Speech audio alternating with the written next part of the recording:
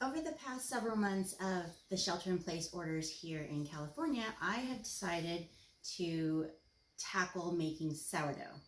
And don't get me wrong, the first dozen or so loaves could have been mistaken for doorstops. But over the past 8 months or so, I have perfected my process. So I wanted to share that with all of you. You really only need 5 ingredients. So I have my sourdough starter, which was given to me by a friend, and then I just keep it alive by feeding it whenever I'm going to bake.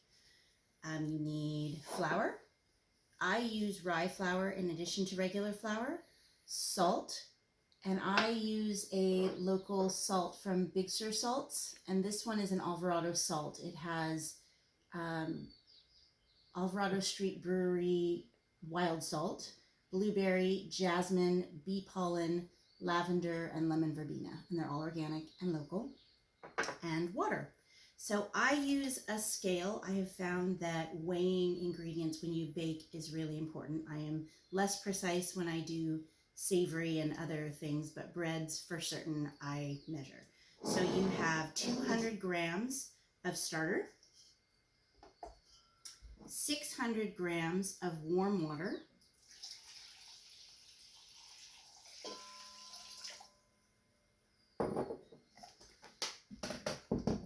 I use 900 grams of all-purpose flour.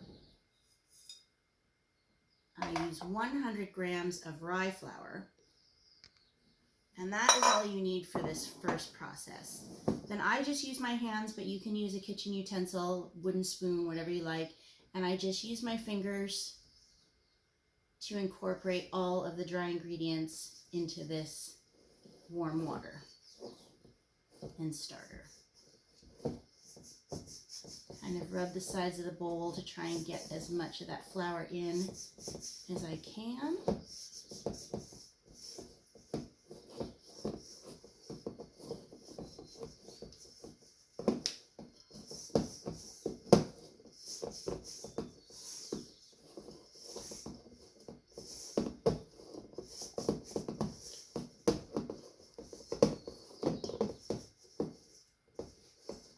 And then I just make sure that all of the flour is off of the bottom of the bowl and mostly incorporated, and it's this really shaggy ball.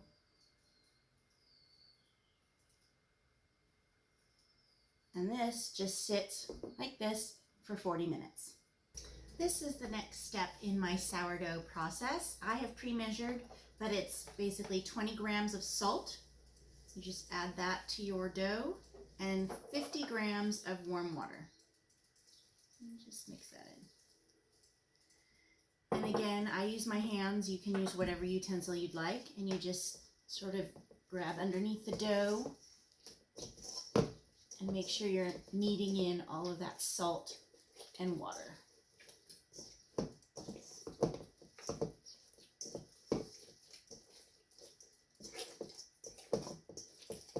Gotten everything off the bottom, and then you just let that sit for 30 minutes. And every 30 minutes for the next 4 hours, we're going to do folds, and this dough will get a little bit more billowy and soft, and then we can shape it and put it in our bannetons. That's it for now. Okay, I am just going to show you the process of folding that I do every 30 minutes for 4 hours to get the dough ready. Okay, so you have your dough and you need water. I typically take this over to the kitchen sink, but for ease of filming, I'm bringing my water here. I just dip my hand in the water, grab underneath the dough on one side, pull it up, and fold it over. Then I turn my bowl and I do it again. I do this every half an hour for 4 hours, and it gets the dough nice and aerated, and the time lets it get fluffy. And those are all the folds, and then it sits for another half an hour, and I do it again. Okay, so after the 4 hours of folding, now you just need to shape the boules. You can see the dough is nicely risen. I just take a knife and roughly cut it in half. Then a clean workspace, I just dust it with flour. This makes 2 boules, if I didn't say that before.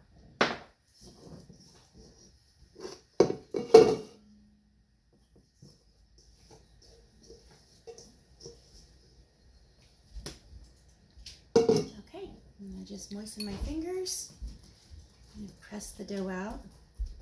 And then again, this is just folding, so fold the dough onto itself, creating a nice round shape. You just want to kind of create tension in that ball.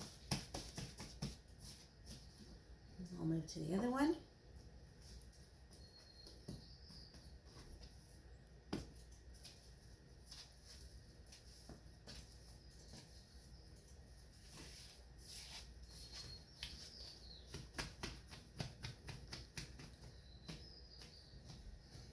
And that's the first shaping. And I do this 3 times before I put it in these floured proofing baskets.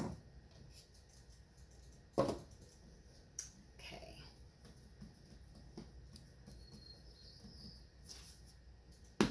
If it's sticking and you need a little bit more flour, you can just go ahead and dust your workspace.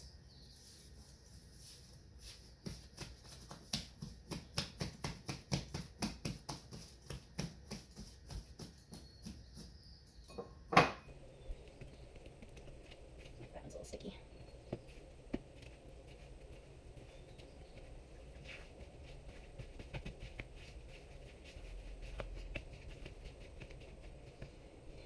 And this is the 3rd shaping.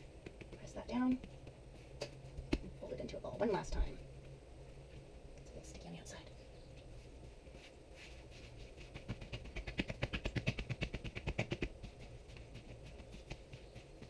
And do this one more time.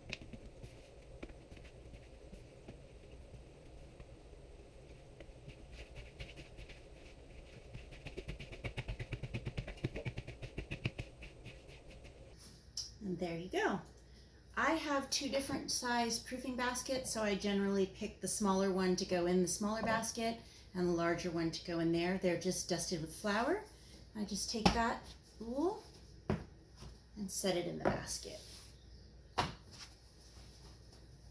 And then these go into my fridge for 72 hours. You can bake them as soon as 24 hours, but I've found that the flavor develops and it gets more sour the longer you leave it. So we prefer a 72-hour sourdough. Okay, so all of this sourdough is based on a sourdough starter that I received from a friend at the beginning of our shelter-in-place orders here in California. This is my starter, and because it's alive, it needs to be fed, and we decided to name him. So a lot of people name their sourdough starters. I've heard Bradley Cooper, there's other names, but being the Star Wars fans that my family is, we decided to name our starter Boba Fett. So if you click on the little icon of Boba that my husband drew on the screen, you can go to my blog and it will send you to all of the adventures of Boba Fett, including the very, very beginning when I was making doorstops, all the way to my now standard, which is this recipe, which is a 10% rye sourdough. So again, click on his little belly and you'll go right to his adventures on my blog. So after your breads have rested in the fridge for 72 hours, they are ready for baking. The only thing I've done before we started filming was I took the dough out of the fridge and I just gently pulled it away from the basket so that it would be easy to get out. I preheated my oven to 450 degrees and I put the bottom of my Dutch oven in there at temperature. So at 450, it preheats in there for 30 minutes. So now I'm ready to put the boule in the oven. Let me get my pan.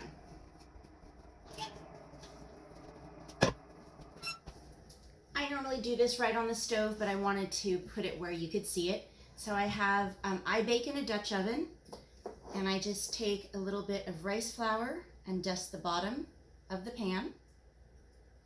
And then I invert my loaf into the preheated pan.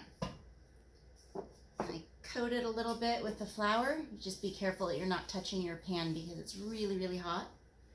And then I just take a knife and I score it, and you can do fancy designs. I'm not that fancy. But that's roughly what it will look like. Then I put the cover on and put it in the oven for 35 minutes. Okay, so I actually do 2 at a time. So this is my second loaf. Same process.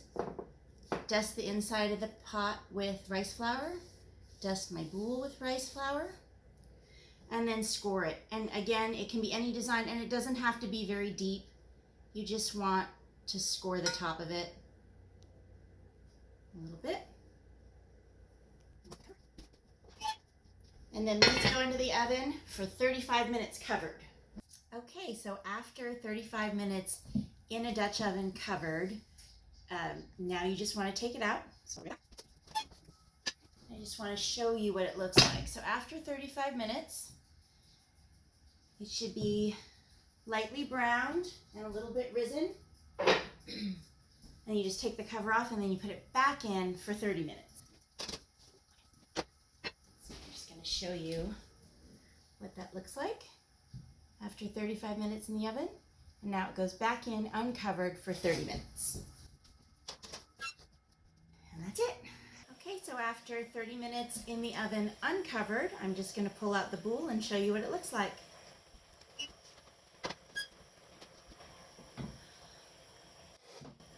So after 30 minutes, it's nicely browned. The ear where I cut is a little bit crispy and more browned. I just take some tongs, pull it out, put it on the wire rack, and it needs to cool for at least an hour before you slice it.